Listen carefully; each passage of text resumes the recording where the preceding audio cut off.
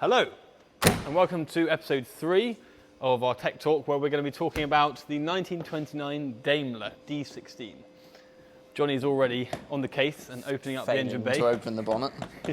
This latch has got stuck in typical form. There we go. So, this originally came into us from an elderly lady who basically loved vintage stuff, didn't want to drive anything modern, but she just could not drive this car. It had a crash gearbox. I actually had to go driving it when it came in, and it was just impossible to change gear. I think you got one gear change successfully. Yeah. It was a nightmare, really. So we've converted to electric, and now it's just so easy to drive. There's no gears, there's a brake, accelerator, super simple. But yeah, if you come in and check out our installation, actually what we can do is remove this panel here and both sides. Oh. Quick release. So here it is. We cut there, and then we maybe both go. So we're super proud of this conversion. It's taken us, I think, around 6 months to complete, start to finish. But it all bolts onto the existing mounts. There's no alterations to the original chassis. It all bolts in and fits really nicely. Johnny is going to talk to you now about specifications. So yeah, with this one we looked into our options of OEM motors, but couldn't really find one that suited. So we took inspiration from our Fiat kits, and we're using an gyro motor and Tesla modules, and a Sevcon inverter. So similar to our Fiat kits, but in a slightly different application. Coming around this side, the lady who owns it, the steering on this car is literally the heaviest steering I've ever witnessed. You have to be like the world's strongest man to turn it. It's like impossible. Yeah. So we managed to fit a power steering unit into this. It took us a lot of time because we had no space to work with. But the power steering is all fitted now, and now you can just move the wheel with one hand. It's beautiful. So that was definitely a very worthwhile upgrade.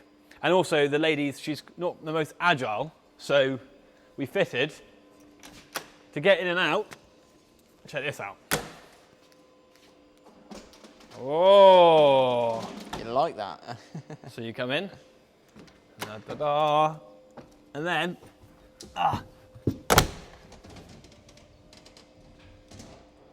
Job's a good one. pretty good. So coming to the back of the car, we wanted to keep it looking original as possible, and so hence why we decided to fit the charge port in the boot here. We didn't want to cut a hole anywhere or ruin the styling. We also kept the original tank, and no, we didn't put batteries in it. It would have just been way too much work, but it's a work of art, this thing. So we've left the tank and kept all the back very original. The only other thing we've added, of course, is the parking sensors. Oh yes. It's not the easiest thing to see out of. Yes. So she asked us to fit parking sensors so she could reverse without worries. Yes. Yeah. So that's the rear end. I think we should have a little look underneath. You reckon? Yeah, I reckon. Definitely. There's lots going on. Okay. So here I am lying underneath. So one point I'd like to make is basically when the car came in, the steering box was bolted to the side of the engine block. Obviously we have no engine because we removed it. So we had to make a subframe to bolt the steering box to. So that's what this tubular frame is here.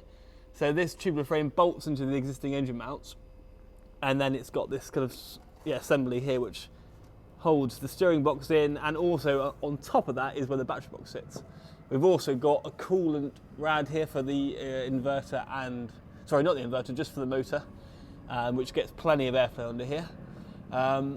And moving backwards, we have the electric motor. So this is the gyro motor, and we've got into the original gearbox here because it's all standard. We didn't want to fit a reduction gearbox in this. So basically most electric motors don't have enough torque just to go straight to the rear diff. So you need some sort of gear reduction in going through. So yeah, we've used the original box. We've got it in third gear, and we've actually got a Centerflex rubber cup link here which joins the two together. So, but you can imagine aligning all this was a real game actually. We've got another small subframe here which goes off the gearbox mounts for the motor, but it was quite tricky, but we managed to pull it off. And it's really happy with the result. We get to keep the original handbrake, which is on a drum here on the prop shaft. This is all from here backwards is all standard, and this thing's got enough torque to pull away in third, no problem. You can also use top gear as well, but we just keep it in third the whole time. We've had it up to about 50 miles an hour, but any faster than that, it would be terrifying. This car has no front brakes at all, so only brakes on the rear. So it doesn't stop that well. But yeah, that's the underside. So welcome to the interior of the D16. We've tried to keep it as original as possible in here. In fact, we haven't added anything other than our forward and reverse switch and our stated charge gauge. We took a bit of time considering what to do with the stated charge because we didn't want like an ugly digital display.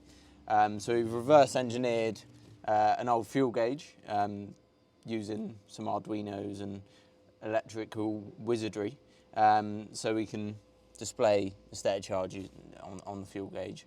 So it looks like it's meant to be there. The only other thing we've really added in here is a rear view mirror, and that's about it.